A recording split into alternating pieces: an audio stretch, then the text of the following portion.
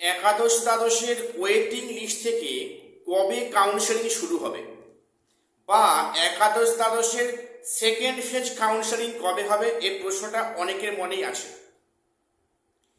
তো আমি আজকে ডিসকাস করব যে কবে নাগাদ ওই ওয়েটিং যে কাউন্সেলিং প্রক্রিয়া শুরু হবে, এবং সেখানে যে ওয়েটিং থেকে ডাকা হবে সেটা কি ক্যাটাগরি ওয়াইজ, সেটা সিএম এর লিস্ট ওয়াইজ, আমি আজ সেটা তোমাদের ডিসকাস করব। ভিডিওটা স্কিপ করো না, সবটা দেখো, চ্যানেলটা সাবস্ক্রাইব করে দিও এসএসসি এবং পিএসসি গুরুত্বপূর্ণ আপডেট পাওয়ার জন্য।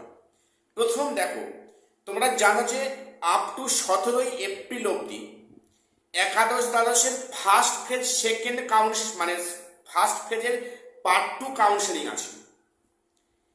এপ্রিলের 17 অবধি ফার্স্ট ফেজ কাউন্সেলিং এর পার্ট 2 কাউন্সেলিং পর্যন্ত আছে, এবং তারপরে এখনো কোনো সাবজেক্টের লিস্ট দেয়নি যে এই সাবজেক্টে কাউন্সেলিং শুরু হবে। যেটা মনে করা হচ্ছে যে যেহেতু 23 এবং 29-এ আছে ইলেকশন রয়েছে, কাজে এর মধ্যে হয়তো প্রসিডিং হবে না। কেন হবে না? দেখো, তোমরা জানো যেহেতু একাদশ দ্বাদশ সেখানে ম্যাক্সিমাম ইন সার্ভিস রয়েছে, সেখানে ইন সার্ভিসরা ভোটে ডিউটি করেছেন, সেক্ষেত্রে যাতায়াতের সমস্যা ইত্যাদি নানা কারণে কিন্তু সেখানে কাউন্সেলিং প্রক্রিয়া হয়তো স্টপ থাকবে 17 এপ্রিলের পর থেকে, এমনটাই সম্ভাবনা খুব বেশি, যদি খুব বেশি চেঞ্জ বা পরিবর্তন না হয়, এটাই হবে। এবং এটা আশা করা যাচ্ছে মোটামুটি 17 এপ্রিলের পর থেকে কিন্তু সেই মে মাসের ফার্স্ট উইক বা সেকেন্ড উইক থেকে আবার একাদশ দ্বাদশের পার্ট 3 হয়তো কাউন্সেলিং প্রক্রিয়া শুরু হবে, এবং এই মে মাসটা পুরো চলবে একাদশ দ্বাদশের কাউন্সেলিং প্রক্রিয়া। এখনো যে সাবজেক্টে কাউন্সেলিং বাকি আছে, তোমরা জানো যে আজকে ম্যাথের কাউন্সেলিং আজকে রয়েছে, আমি সে নিয়ে পরে আপডেট দেব যে আজকে ভ্যাকান্সি কটা খালি হলো, কটা সিট স্কুল ব্লক হলো, আমি সে নিয়ে সন্ধ্যা থেকে ভিডিওটা আসবো। এবারে যে প্রশ্নটা বলি, যে তোমরা জানো আমি বারে বারে আমি চ্যানেলে বলে আসছি, এবারে একাদশ দ্বাদশে ওয়েটিংদের ডাক পাওয়ার সম্ভাবনা কিন্তু বহুগুণ বেড়ে যাচ্ছে।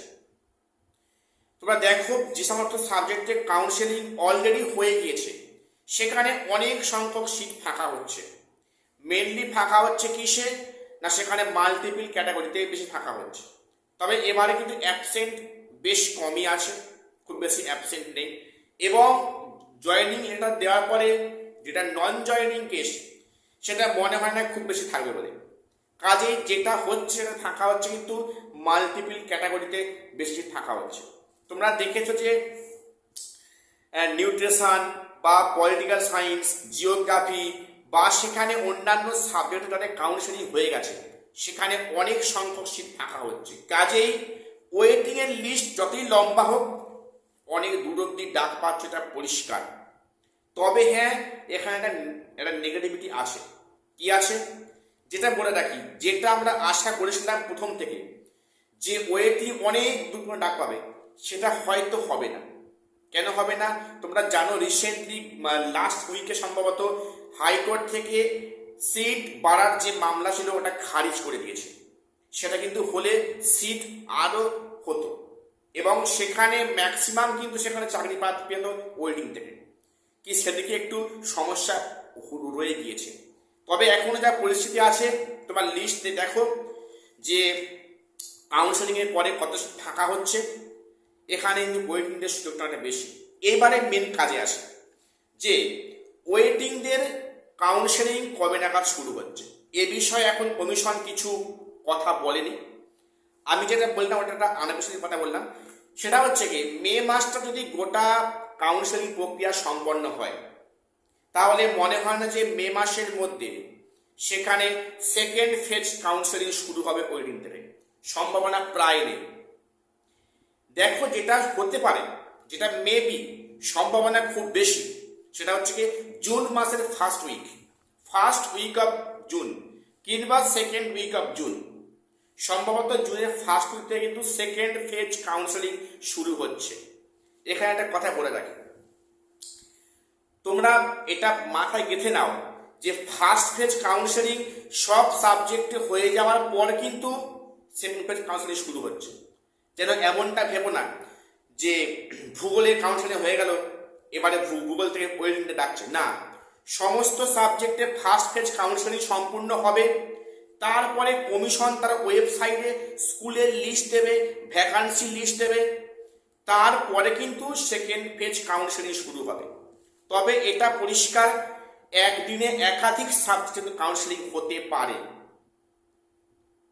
ঠিক আছে। তো এখানে এটাও মানে ভাবা ভুল যে সাপোজ পলিটিক্যাল সায়েন্সে সব ওয়েটিং দিয়ে একদিন যাবে না। মনে করো পল সায়েন্সে ওয়েটিং রয়েছে 180+, সাপোজ, আমার সংখ্যাটা আসলে খেয়াল নেই, 180 জন মধ্যে একদিনে ডাকবে না, সেখানে মানে ফেজ 1 ফেজ 2 করে ডাকবে। কিন্তু মনে করো সেকেন্ড ফেজে ডাকলো 1 থেকে 20 ডাকলো, এরকম পর্যন্ত হবে। যদিও মাথায় রাখতে হবে এই প্যানেলের মেয়াদ 1 বছর, সেখানে 6 মাস এক্সটেন্ড হলে হতে পারে, ম্যাক্সিমাম টাইম 1 বছর 6 মাস, এর মধ্যে টাকা হতো না, নাহলে এর পরে করলে কিন্তু ওটা এক্সপায়ারি প্যানেল হয়ে যাবে, যেটা আবার মারাত্মক সমস্যা ফেস করতে 2016। তো এবারে বলে রাখি যে প্রশ্নটা আছে যে ওয়েটিং থেকে যে ডাকবে কিভাবে ডাকবে, সিএমএল লিস্টে নাকি ডাকবে মানে ক্যাটাগরি ওয়াইজ। দেখো এখানে ক্যাটাগরি ওয়াইজ ডাকার সম্ভাবনা নেই। ফার্স্ট ফেজ কাউন্সেলিং যেভাবে হয়েছে combined merit list CML list wise ডাকবে সেকেন্ড ফেজ কাউন্সেলিং, এটা আমার মনে হচ্ছে, আমার ধারণাটা ভুল হতে পারে, সেটা সময় এলে বলবে। তো যারা বলছো যে ক্যাটাগরি ওয়াইজ ডাকবে সেকেন্ড ফেজ, মনে হয় না এটা হয় বলে। ফার্স্ট ফেজ যেমনটা হয়েছে সিএমএল লিস্ট হয়ে ডাকবে, এবারে কিন্তু CML list wise second phase counselling হবে, এবং তাও বলছি একদিনে একাধিক সাবজেক্টে কাউন্সেলিং হবে, ঠিক আছে। কাজেই তোমরা বেশি এখন মানে হতাশায় পড়ে যেও না যারা ওয়েটিংয়ে রয়েছে, ওয়েটিংয়ের দিকে এবারে সম্ভাবনাটা খুব বেশি, এবং তার পরের দিকে কিন্তু নন জয়নিং কিছু ফাঁকা হবে, সেটা তোমার অনেক পরে হবে, অবশ্য এখন হবে না, একটু দেরি হবে। নন জয়নিংয়ে বেশ কিছু সংখ্যক ফাঁকা হবে, সেটা কিন্তু আপডেট আসতে অনেক সময় লাগবে। তো যাই হোক, মোটামুটি ওয়েটিং দিয়ে অনেকটা সম্ভাবনা আছে, বি পজিটিভ, বি হোপফুল, এখনই হতাশায় পড়ে যাও না। কাজেই ওয়েটিং বিশেষ করে যারা ফিমেল রয়েছে তাদের চান্স অনেকটা বেশি, ঠিক আছে। কাজেই তোমরা মানে মেন্টালি প্রিপেয়ার থাকো, অনেকেই ডাক পাচ্ছ।